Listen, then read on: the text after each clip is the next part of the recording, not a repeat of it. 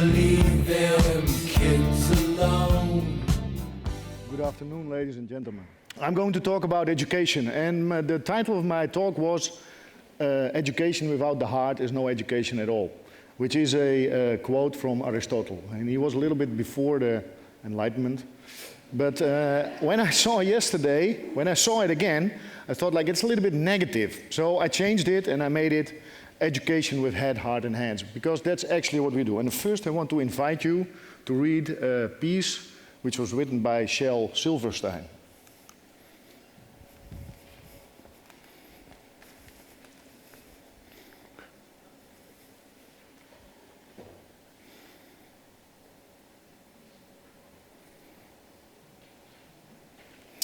And I can tell you, I had a very strong voice speaking inside of me, against teachers, against parents, against authority, against, yeah. And you have to imagine I was the first Harry Potter lookalike. Well, actually, Harry Potter didn't exist yet. And my education path was not a walk in the park. Not for me, not for my teachers, also not for my parents. At the age of 15, I was kicked out of school, because I had a physical fight with a teacher. He started, so I thought like, okay. And then I had to change school. So I went to a different school where they tried to teach me to become an entrepreneur. And there I met Mr. Lucas Blecourt. And Lucas Blecourt, he was the teacher Dutch, which was actually not the main topic in this education. And the guy, he sparked a fire in me. What happened there is he was sitting on the table, and while sitting on the table, he was reading books of major Dutch writers. Lesson after lesson, week after week, this is what he did. He was just sitting on the desk and reading the books. We had to make exams, of course. I passed all the exams, and after that, I started reading more than the Donald Duck only, because at that time, I was really only reading the Donald Duck. We were fighting about it, my brothers and me, every Monday when it came in. But then I started reading literature like a maniac. So he started a fire in me. And actually what education or educo mean is I lead, I take out, I rise up, I conduct. And my question to you is, who do you think the I is in the current system? Is it the student? Or is it the teacher, or even worse, the manager? I think it's the teacher and the manager and the lecturer who says, okay, I'm going to conduct, I'm going to tell you what to do, while actually education is about the ones who are actually in it and co-create together. What's happening in education is that teachers and lecturers try to put numbers in spreadsheets and on grading lists, while actually people are existing about more than 99% not of numbers, maybe ones and zeros, according to Herman, but they exist of feelings, they exist of much more than only numbers. So I started lecturing in University of Applied Science in Amsterdam when I was 31 years old, and I didn't have any experience, I didn't have any grade at all. And what I saw after 3 months is that actually in universities and universities of applied science, what we are doing is we are conditioning minds of young people. Actually, what we are doing is we're doing a kind of ugly people shaping. We put something into the room, this needs to be taught, they bring it back to the teacher says, okay, grade A, because this is exactly what I told you, and that's it. So actually what university and a lot of regular systems are about is conformity, it's about imitation. I see a lot of students imitate, like actually what they tell me is they say, Peter, the thing is what we do in university is I learn how to pass exams. While actually this is not the thing what I wanted to do. It's about competition and there's also a lot of fear involved. While actually this is not the way to do it according to me. So we think that education should be about the human. And the human is much more than a mark on a system. So education should be intimacy with all things, with everything which is around. And what I also see is that students don't find it attractive to connect to each other based on the subject. They are in a competition, they're being put in project groups, and then they say, okay, you need to do this exam. They do it, they pass it, and they go on, but actually there's no connection. And I saw a very nice slide of a German presenter, I think 3 months ago, which actually was talking about human to human. And I connected it to my marketing lessons, because in the marketing lessons which I gave was stated business to consumer and business to business. But actually it's not about business to consumer or business to business, it's about human to human. And education should also be human to human. Education should also be action-orientated. So almost all our learning ability is social. It is about empathy, it is about the whole person. And for that, you need to create a very safe space. You have to take care, you have to be considerate about what's happening in the space. You have to think about what you're doing. There needs to be affection, and also action is a very important thing in education, to apply what you learned. So, education needs to be, according to me and according to how we are facilitating learning, head, heart, and hands aligned. And we made a model for that, which are our starting points, which is actually about feeling, about action, and about knowledge. So, and the triangle actually needs to be in a kind of even thing. I drew it a little bit, I'm a little bit nervous, so it's not completely straight. But actually, where it needs to be about, it needs to be in balance. Because it's too much, when it's too much action, then you forget a lot of feelings and you forget a lot of knowledge, which you might also need to use for the thing where you're busy with. So, this is what we started thinking about in 2007, like, okay, we need to do something else. And also one more thing, which is connected to that, is education starts with open and appreciative communication. So it is about dialoguing. What happens a lot in universities and in University of Applied Science is that there's a lot of downloading information. The teacher says it, these are the books which you need to read, and then everything will be okay. So what we said is education should be about the power to choose what you want to learn. What we ask at Nomads Business School in Amsterdam, I will tell a little bit more about it later, is what do you need as an individual? What do you need as an individual in a team setting? And what happens is that the first half year, there's a lot of unlearning or de-learning, because there's being put a lot of crap in since you're 4 years old until you're 20, 25 years old, which is really not useful. Or we say, okay, maybe 90% is useful for you, but let's crystallize out what is useful for you, what can you use, and what other things do you want to bring into the equation to really, really live your life and to have a life balance instead of a life-work balance. But of course, when people come into your school, they don't know what they don't know.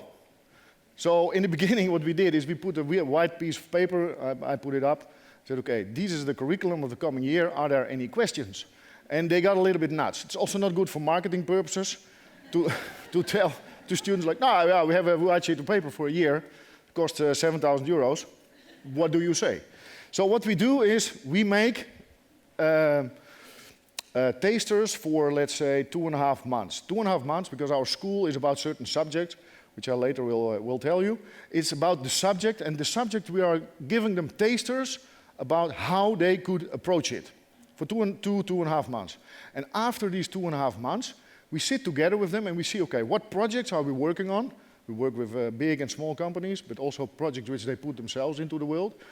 And what knowledge do we need? What action do we need? And what do we feel about it? And how does this connect to the information which we need? Then we came up with a name for this, which is actually not our own name. It's coined by Blake Bowles, and it's called self-directed learning. So we start asking questions from the beginning, like, who do I want to be for this world? What makes me cry, die, or fly? And then, based on the projects which we're working on, and the projects where we're working on for the companies, we say, okay, what lectures do we need, and what information do we need to go on? And these are very diverse thing which happens every time in the course. Because every group is different. Because if you have an accountant in a group, and a marketing guy, and somebody who wants to sit the whole day on a yoga mat, then you have a different idea about, okay, how should we approach it? So what we do then is we plan with them the lectures and the workshops, and it can be about going into a leadership quest into nature. We do most of the time, all the tribes, as they call themselves, they go into 10 days solitude into the woods or into the desert to find out, okay, what is my leadership, who am I, and what do I want to bring into the world? But we also have sales workshops, we have marketing workshops, project management workshops, even accounting workshops. They ask for it, they say, okay, we need to know how we do a bookkeeping. Maybe we bring in somebody who gives a bookkeeping workshop. I'm always surprised about it, but okay, they do it. So we are not busy with a curriculum, a fixed curriculum, but we are based on questions. And we have 4 major questions which we ask ourselves during the year. And these 4 questions are these questions. First question, it's not in chronological order, but it's like how we stated it. In what world do we live, or in what world do we want to live? The second question is, what do I want to contribute to that world for myself? What do I want to change? The third question is, how do I organize this to be done? And the last question is, how do I bring it into the world? Still, you can imagine that this, from a marketing perspective, is still a little bit empty. Like, okay, but what are we going to do? Also, the companies where we started working with, they said, okay, these are your 4 questions, but what can we do with you then? I think that everybody once in his life asks him or herself this question, but there are also people who are not there yet or didn't ask these questions. So we say, okay, we are going to connect it to something which people know. For example, in what world do we live, or in what world do we want to live, connects very much for us to sustainability and social innovation. Or how do we want to bring it into the world, connects very much to marketing and creativity. We work, as I said, with companies, or we initiate projects ourselves. And what happened is, in 2010, we started with 12 students from 3 different continents, 6 different countries. We did social media, we did our website. And you have to imagine, these people came to Amsterdam from South Korea, from Brazil, from America, from Sweden. They came to Amsterdam for a 2-day workshop to see if it works for us and it works for them. We call it a welcome home workshop. And then these people, these young people, between 20 and 26 years old they were, this is a photo of them, they came to Amsterdam and they had to tell their friends and their family the following story. Okay, I'm going to Amsterdam, cesspool of crime and corruption. 2 weeks before we start, we didn't have a building. They needed to pay a tuition fee. We didn't have scholarships, there was no government subsidy, there was nothing there. We were not accredited, and we didn't have a fixed curriculum. And after 1 year, you don't get a diploma, but you get a tattoo. If you tell this, which they came up themselves, it was their own idea, it was not my idea. So you can imagine that if you live in these countries far away from Amsterdam, or even I can't imagine myself being 23 years old, going to Rio de Janeiro in a school like this. But these 12 people came and they are the pioneers and they are the starters of the school. Now we have 31 students, we are 5.5 years, we exist 5.5 years in Amsterdam. We have now 31 students in 2 different tribes. We have programs running in Sevilla, in Berlin and in Hanoi, which are actually all started by ex-students of Nomads. Nomads warriors, I call them. They don't like it, but that's how I call them.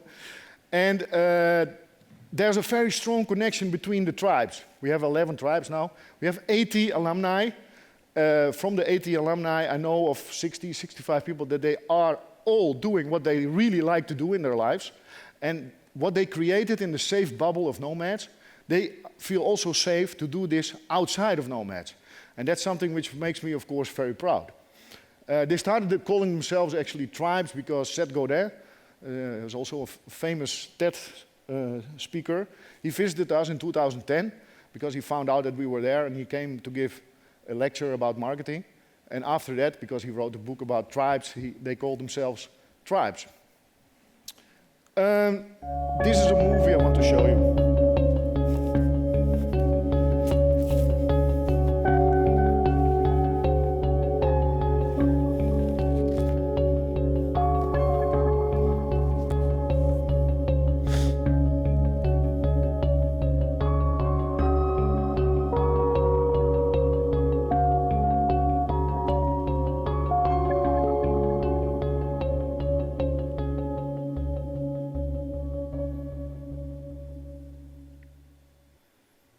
I am Filippa.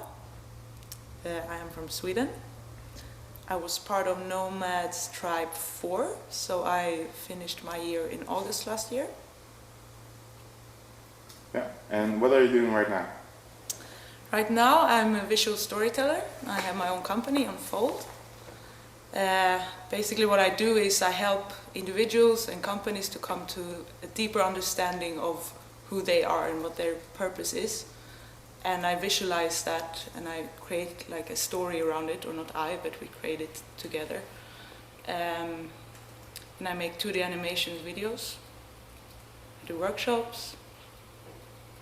Yeah? Yeah. And how did Nomads help you with this? Well, like Nomads somehow helped me, yes, a lot. But I think the thing is that I think I always been like a storyteller and a visualizer. I just wasn't really like in touch with that side of myself. Because I think Nomads for me was a lot about unlearning actually. I always been like a drawing, writing stories. I just, somewhere along this road I was taught that it's not possible to become that. I had to become like something else. So for me, Nomads was a lot about just unlearning all those voices and all those doubts and insecurities that made me not become who I really am. So that was how Nomads helped me. Yeah, so it was a lot about opening up my own like inner creativity again. Yeah, and now I have a company, okay. And I'm a visual storyteller. So.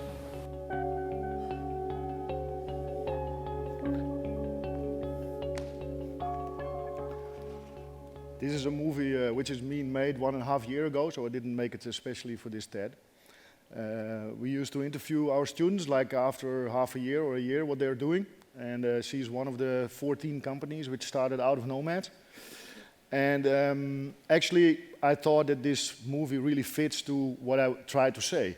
What I tried to say is that actually we need to apply head, heart, and hands in education. We need to be more considerate about feelings. We need to be more considerate about asking questions to the students. Why do you want this? What is it? Why is it needed for? And actually, my friend Edgar Gueva Jr., he's a Brazilian guy. He started Warriors Without Weapons. He said it the best. He was a visiting lecturer at Nomads. And then he said, like, I get it, what you're doing. I said, okay, tell me. He said, you're really, really looking at people.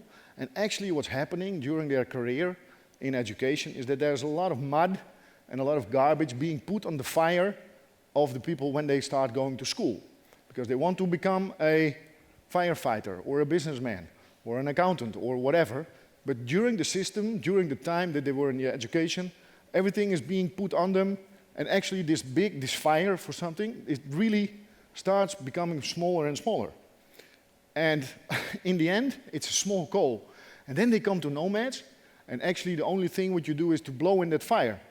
Like, so not put stuff on it, but really try to enlighten the people themselves with head, heart, and hands.